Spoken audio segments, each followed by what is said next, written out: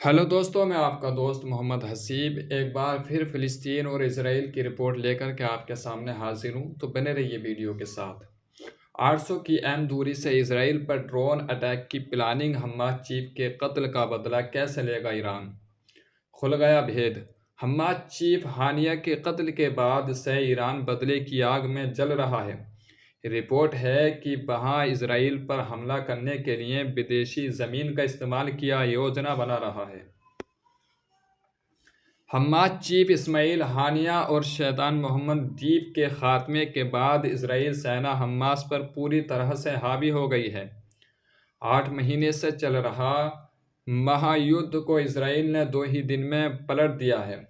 31 जुलाई को हानिया का कत्ल ईरान की राजधानी तेहरान में गेस्ट हाउस पर बम धमाके के बाद हुआ। हानिया के कत्ल के बाद से ईरान बदले की आग में जल रहा है। वहाँ ये बात नहीं पचा पा रहा है कि उसके पाले में आतंकी हानिया को उसी की धरती पर मार दिया गया। रिपोर्ट है कि ईरान ने इसराइल पर हमले की प्लानिंग तैयार कर ली है। ईरान विदेशी ज़मीन से इसराइल पर हवाई हमला कर सकता है।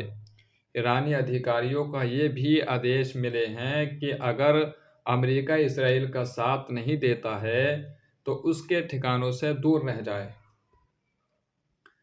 टाइम्स ऑफ इसराइल की रिपोर्ट के मुताबिक ईरान अपने अजीज़ हम्मास के 2 शीर्ष नेताओं इस्माइल हानिया और मोहम्मद दीप के कत्ल का बदला लेने की पूरी योजना तैयार कर चुका है।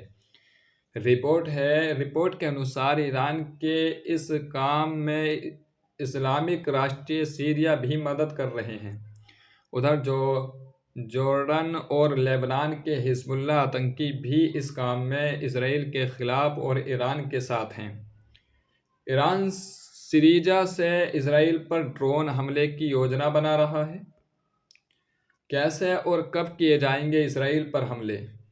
सूत्रों का हवाला देते हुए यूके स्थित युद्ध man-eater Syrian Olympic for human writers की रिपोर्ट है कि ड्रोन दमिश्क के पास के इलाकों और सीरियाई रेगिस्तान से लॉन्च किए जा सकते हैं, ताकि ऐसा लगे कि उन्हें इराक में ईरान स्मिथ मलेशिया समूह द्वारा लॉन्च किया गया है।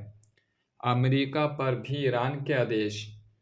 SOHR की रिपोर्ट के अनुसार ईरानी समूह ने अपने गुरंगों को आदेश दिया है कि अगर हमले के दौरान अमेरिका इसराइल की मदद करने नहीं उतरा, ये युद्ध में नहीं कूदा, तो अमेरिका सैन्य ठिकानों को निशाना नहीं बनाएगा।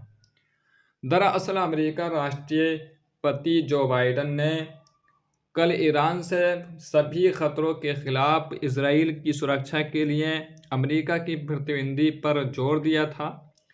उन्होंने इसराइल पीएम नेतन्याहू को अपना दोस्त कहा और दोस्ती के लिए सुरक्षा का आश्वासन दिया। इसराइल को रोकना बहुत ज़रूरी।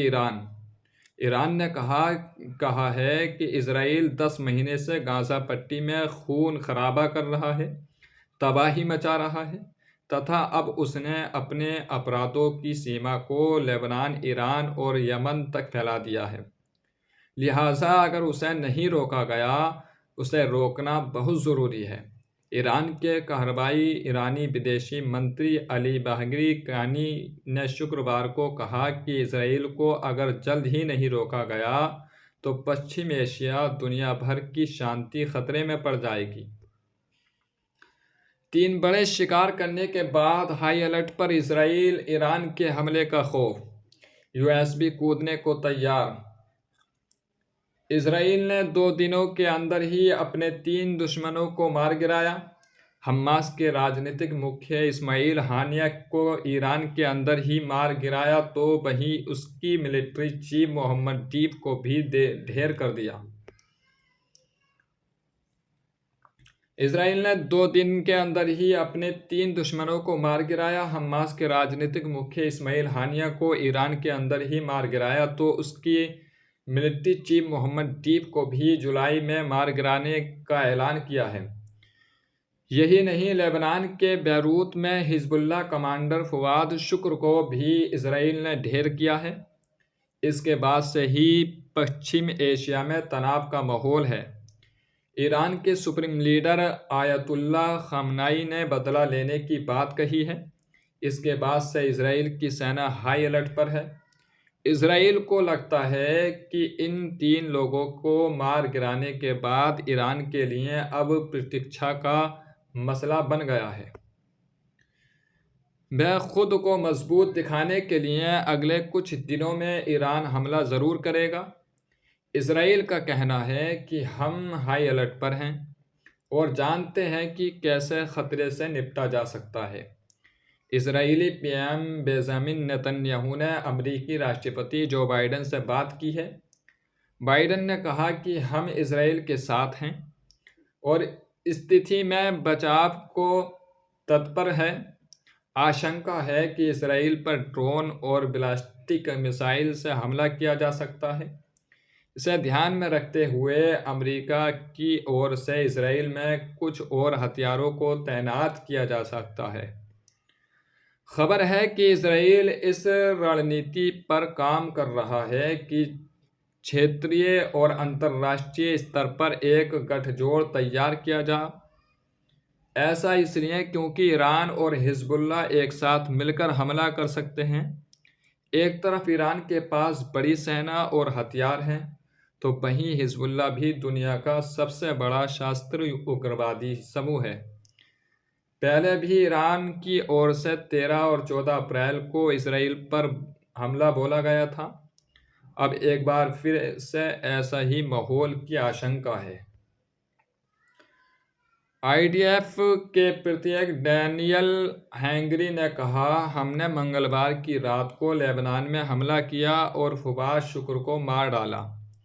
हम स्पष्ट करना चाहते हैं कि इसके अलावा कोई एक्ट्रिस्ट नहीं की गई। इसके अलावा कोई मिसाइल या ड्रोन भी नहीं दागा गया। वहीं ईरान में इस्माइल को मार गिराने से तो पूरी दुनिया ही हैरान रह गई। हमास का मुखिया ईरान के नए राष्ट्रपति के शपथ समारोह से लौट रहा ही था कि उसके घर में ही मार डाला गया।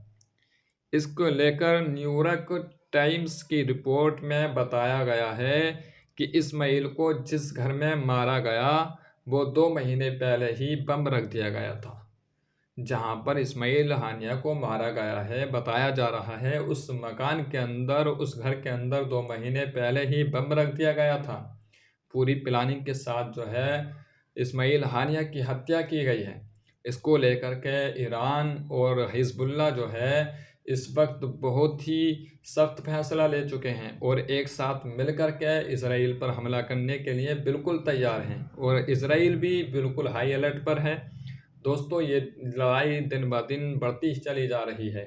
ये जंग जो है भड़कती चली जा रही है और इसका आखिर क्या हो। तो अभी तक अगर आपने मेरे चैनल को सब्सक्राइब नहीं किया है तो चैनल को सब्सक्राइब ज़रूर कर लें ताकि हर रोज़ फ़िलिस्तीन और इजराइल की न्यू रिपोर्ट आप तक पहुँचती रहे।